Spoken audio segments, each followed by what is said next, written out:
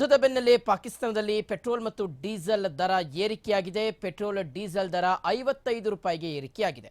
ಪಾಕಿಸ್ತಾನದಲ್ಲಿ 1 ಲೀಟರ್ ಪೆಟ್ರೋಲ್ಗೆ 321 ರೂಪಾಯಿ ತೆರಬೇಕಾದಂಥ ಒಂದು ಪರಿಸ್ಥಿತಿ ಇದೆ.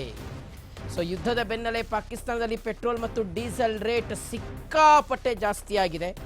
ನಮ್ಮಲ್ಲಿ 1 ರೂಪಾಯಿ ಜಾಸ್ತಿ ಆದ್ರೇ ಬಾಯಿ ಬಡ್ಕತ್ತೀವಿ. ಅಲ್ಲಿ 55 ರೂಪಾಯಿ ಜಾಸ್ತಿ ಆಗಿದೆ ಅಂತೆ. 1 ಲೀಟರ್ ಪೆಟ್ರೋಲ್ ಮೇಲೆ 55 ರೂಪಾಯಿ ಜಾಸ್ತಿ ಆಗಿದೆ. ಈಗ ಅಲ್ಲಿ 1 ಲೀಟರ್ ಪೆಟ್ರೋಲ್ ರೇಟ್ ಎಷ್ಟು ಅಂದರೆ 321 ರೂಪಾಯಿ, ಡೀಸೆಲ್ ರೇಟು 275 ರೂಪಾಯಿ 70 ಪೈಸೆ ಇದೆ. ಸೊ ಅಂತಾರಾಷ್ಟ್ರೀಯ ಮಾರುಕಟ್ಟೆಯಲ್ಲಿ ದರ ಏರಿಕೆಯಾಗಿರುವಂಥ ಹಿನ್ನೆಲೆಯಲ್ಲಿ ಈ ಒಂದು ರೇಟ್ ಜಾಸ್ತಿ ಆಗಿದೆ. ತೈಲ ಬೆಲೆಗಳು ಭಾರೀ ಏರಿಕೆಯಾದ ಬೆನ್ನಲ್ಲೇ ಪಾಕ್ ಸರ್ಕಾರ ಒಂದಷ್ಟು ನಿರ್ಧಾರಗಳನ್ನು ಕೈಗೊಳ್ತಾ ಇದೆಯಂತೆ. ಬಂಕ್ ಮುಂದೆ ವಾಹನಗಳು ಸಾಲುಗಟ್ಟಿ ನಿಂತಿರ್ತಕ್ಕಂಥ ವಿಡಿಯೋಗಳು ಈಗ ವೈರಲ್ ಆಗ್ತಾ ಇದೆ. ದೇವ್ರ ದಯೆ, ಭಾರತದಲ್ಲಿ ಆ ರೀತಿಯಾಗಿ ಯಾವುದೇ ಪೆಟ್ರೋಲ್ ಡೀಸೆಲ್ ರೇಟ್ ಜಾಸ್ತಿ ಆಗಿಲ್ಲ. ಆದರೆ ಈಗ LPG ದರ ರೇಟ್ ಜಾಸ್ತಿ ಮಾಡಿದ್ದಾರೆ, 60 ರೂಪಾಯಿ ಜಾಸ್ತಿ ಮಾಡಿದ್ದಾರೆ ಗೃಹ ಬಳಕೆಯ ಸಿಲಿಂಡರ್ ರೇಟು. ಆದರೆ ಪೆಟ್ರೋಲ್ ಮತ್ತು ಡೀಸೆಲ್ ರೇಟು ಬೆಂಗಳೂರಿನಲ್ಲಿ ಜಾಸ್ತಿ ಆಗಿಲ್ಲ. ಆಗಬಹುದಾದಂತಹ ಸಾಧ್ಯತೆ ಇದೆ, ಆದರೆ ಆಗಬಾರ್ದು ಅನ್ನೋದಷ್ಟೇ ನಮ್ಮ ಒಂದು ಕಳಕಳಿ. ಯಾಕೆಂದರೆ 50 ದಿನಕ್ಕೆ ಬೇಕಾಗುವಷ್ಟು ಪೆಟ್ರೋಲ್ ಭಾರತದಲ್ಲಿ ಆಲ್ರೆಡಿ ಶೇಖರಣೆಯಲ್ಲಿದೆ.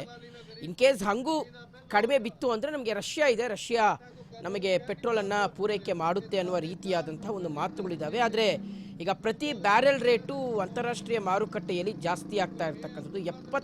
ಸರಿಸುಮಾರು ಒಂದು 70-72 ರೂಪಾಯಿ ಡಾಲರಲ್ಲಿ ಇದ್ದಂತಹ ಬ್ಯಾರೆಲ್ ರೇಟು ಈಗ ಸುಮಾರು 99ರ ಆಸುಪಾಸಿಗೆ ಬಂದಿದೆ.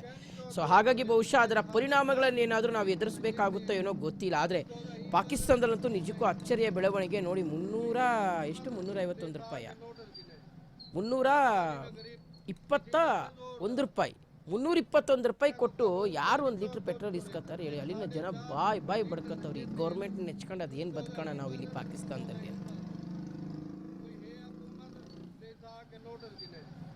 ना दिवाली में गरीब